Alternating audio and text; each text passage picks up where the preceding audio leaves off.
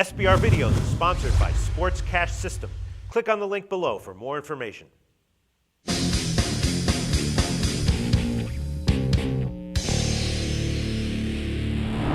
We are previewing Week 2 in the NFL here at SBRForum Videos, and we are talking right now with Joe Duffy from OffshoreInsiders.com, who previewed 5 random games with us last week in the NFL that I asked him to cover. 4-1 against the spread in those 5 games, and he's 13-1 in his premium plays at OffshoreInsiders.com in the NFL this season. Joe Duffy, thanks so much for being back with us.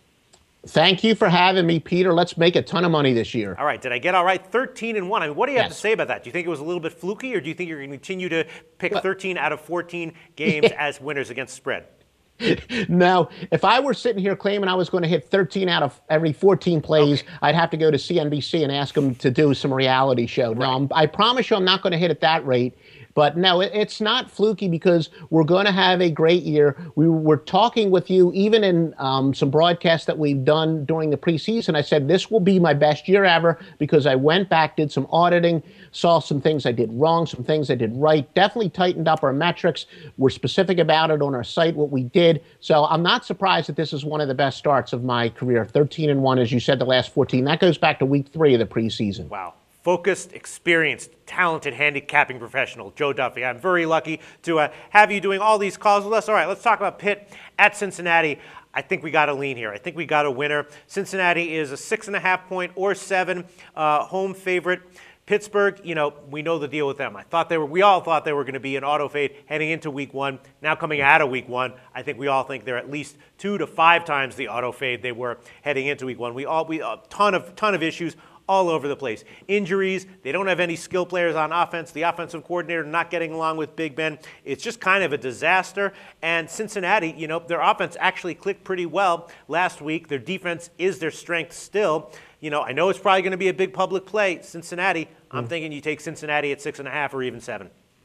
No, I agree with you, and that was one of the things we talked about, one of the videos we did, and certainly the people watching this can go back to SBRForum and find it, but talked about some of the things I was looking for this year, and I flat out said that the Steelers were going to have a big down year, and we already talked about how their offensive line was terrible. Well, losing Pouncey, one of their best offensive linemen, just devastating for a team that was already reeling. Right. They don't have the rookie running back from Michigan State who was going to be their starting running back, probably is not going to play Monday night, so they're going to go with Redmond again as their starting running back. He had a terrible game last week, not surprisingly. As I said, Ben Roethlisberger, one of the toughest quarterbacks I've ever seen, but he is clearly, you know, in the downside of his career. He's no longer one of the top 7 or 8 quarterbacks. Heck, he used to be one of the top 3 or 4 quarterbacks in the game. Now, I'd have to get out a list to see if I put him in the top 10. Steelers are definitely on the way down, but you know what?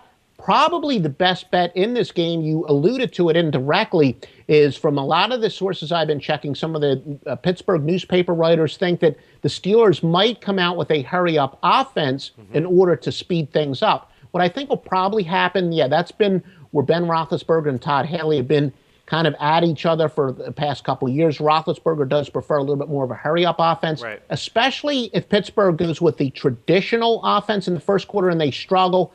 I would say they're almost certainly going to speed it up. So I would say the second quarter over or the second half over, if Pittsburgh struggles early, might be the best play for those who like the in-game betting.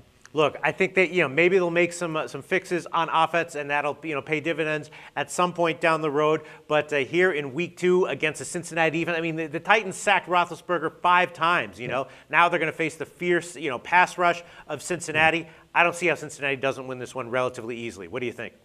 No, I am almost certainly going to go with Cincinnati as a premium play. And the line, I know it's high. The Steelers, you don't usually see them as this big of an underdog, but the Bengals are clearly the better team. And Ben Roethlisberger has never lost in Cincinnati. Now, somebody who blindly bets trends would say, oh, now he's getting points.